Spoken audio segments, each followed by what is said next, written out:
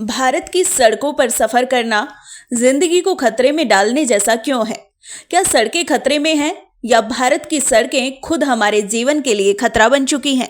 हर साल हजारों जानें सिर्फ रोड एक्सीडेंट के कारण ही चली जाती हैं, जिनकी ना तो कोई जांच होती है और ना ही पड़ताल। आंच आती है तो सिर्फ उस परिवार पर जिस परिवार के सदस्य इन रोड एक्सीडेंट्स में अपनी जान गंवा देते हैं। क्या भारत में एक व्यक्ति की जान सड़क पर इतनी सस्ती है क्या?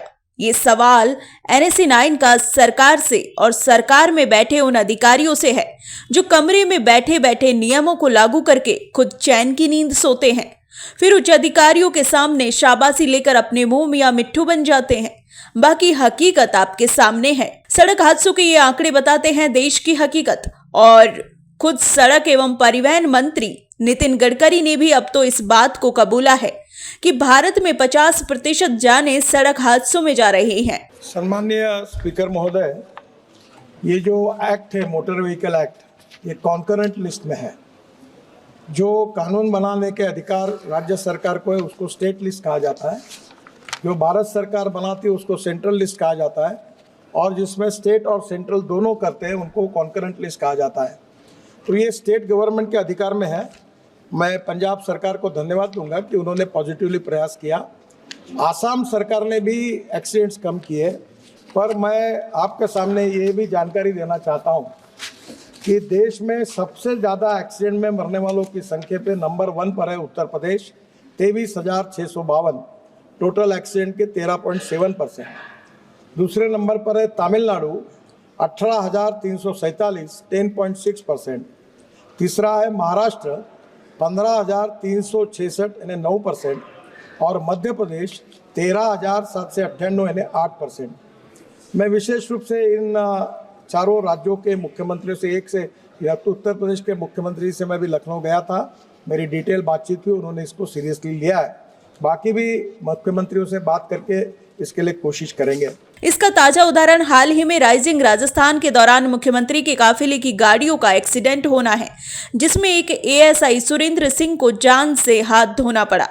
ये हालात तब हैं जबकि मुख्यमंत्री स्तर की सुरक्षा में पूरी सुरक्षा, प्रोटोकॉल और रूट लाइन क्लियर होती है।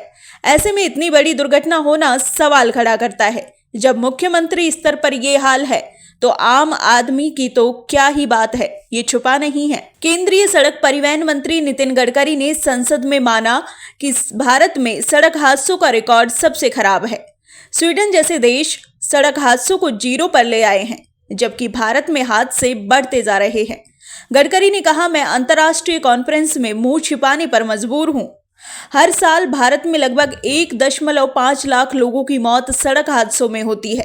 ये संख्या दुनिया के कुल सड़क हादसों का 11% है, जबकि भारत की आबादी का हिस्सा सिर्फ 2% है। इस कंट्री में सम्माननीय स्पीकर महोदय, मैं उनकी भावना को समझता हूं, और मैंने 11 साल हुए इस मिनिस्ट्री में। स्वीडन ने 0 किया है, नो एक्सीडेंट। बहुत से देशों ने रिकॉर्ड किया। मैं जब वर्ल्ड कॉन्फ्रेंस में जाता हूं तो मुंह छुपाता हूं, क्योंकि सबसे गंदा रिकॉर्ड अगर वर्ल्ड में किसी का है तो हमारे देश का है। और मैं आपको बहुत ट्रांसपेरेंट हूँ, इसलिए सीधी बात बता देता हूं कि मैंने ये कहा था कि 2024 समाप्त होने के पहले 50% डेथ और एक्सीडेंट हम कम करेंगे। कम तो हुए नहीं, उल्टा एक्सीडेंट और बढ़ गए। और ये एक ही सब्जेक्ट है कि जिसमें हमारे डिपार्टमेंट को सफलता नहीं मिली। उसके वेरियस रीजंस हैं। मैं आपको यही बताता हूँ कि जब तक समाज का सहयोग नहीं मिलेगा, ह्यूमन बिहेवियर नहीं बदलेगा, कानून के प्रति सम्मान पैदा नहीं होगा, तब तक ये मुश्किलें हैं। आप सबके सहयोग से पहला तो टारगेट हमारा फेल हो गया, और उसको स्वीकार करने में मुझे कोई संकोच नहीं है, क्योंकि सच्चाई है। पर इसके बाद फिर हम तेज़ी से और काम को लगे आपके सहयोग से। हम निश्चित रूप से आगे कोई टारगेट तो तय नहीं किया, पर कम करने की लगातार कोशिश करते हैं। और मैं इसलिए संवेदनशील हूँ कि मैं एक एक्सीडेंट का भुक्तभोगी हूँ। भारत और विकसित देशों के बीच फर्क सिर्फ कानूनों का नहीं, बल्कि उनकी सख्ती और पालन का भी है। स्वीडन का 0 विजन पॉलिसी सड़कों पर हर मौत को रोकने पर केंद्रित है। जापान और जर्मनी जैसे देश ट्रैफिक नियमों के प्रति लोगों की जागरूकता और कड़े दंड पर ध्यान देते हैं। भारत में सड़क सुरक्षा के लिए कानून तो है, जैसे हेलमेट अनिवार्य करना, और ओवर स्पीडिंग पर जुर्माना। लेकिन गडकरी के अनुसार समस्या कानून के प्रति सम्मान और इंसानी व्यवहार में बदलाव की कमी है। भारतीय सड़कों पर दुर्घटनाओं का एक बड़ा कारण लापरवाह सार्वजनिक व्यवहार है। ट्रैफिक सिग्नल तोड़ना, लेन अनुशासन न मानना और ओवरलोडिंग हादसों को बढ़ावा देते हैं। इसका बड़ा कारण भारत के लोगों में कानून के प्रति सम्मान नहीं है।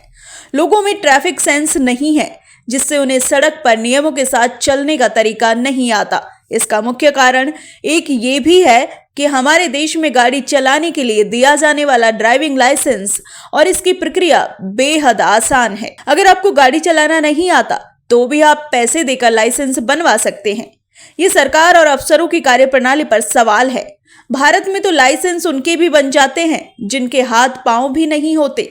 एक इम्पॉर्टेंट चीज़ है कि देश में 18 लाख ड्राइवर्स की कमी है और ये जो एक्सीडेंट हुए हैं इसमें जिनके पास ड्राइविंग लाइसेंस नहीं था और जो आजकल क्या बताए अध्यक्ष महोदय, हमारे देश में ट्रेलर और ट्रक पर जो कंडक्टर होता है वो चुपचाप ड्राइविंग सीख के वो चलाना चालू कर देता है।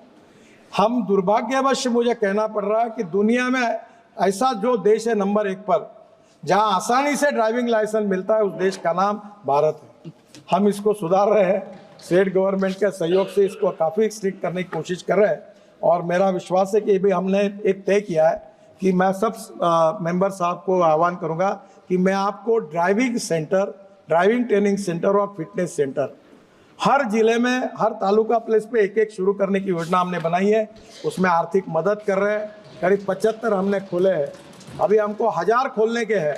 आप आपके कॉन्स्टिट्यूंसी में आप प्रपोजल स्टेट गवर्नमेंट के थ्रू आइए, मेरे पास एक स्कीम लेके जाइए और ट्रेन ड्राइवर बनाए। विशेष रूप से ट्राइबल एरिया जो है, जो सोशली, इकोनॉमिकली, एजुकेशनली बैकवर्ड है, रूरल एरिया है जहाँ एम्प्लॉयमेंट नहीं है, वहाँ फिटनेस सेंटर और ड्राइविंग ट्रेनिंग सेंटर का कॉम्बिनेशन हमने किया है। 8 दिन में वो स्कीम को हम डिक्लेयर करेंगे और आप इसमें आकर ट्रेन ड्राइवर भी तैयार होंगे और फिटनेस के कारण 15 साल के बाद जो गाड़ियाँ बाद में स्क्रैपिंग करनी है उसकी सुविधा प्राप्त होगी।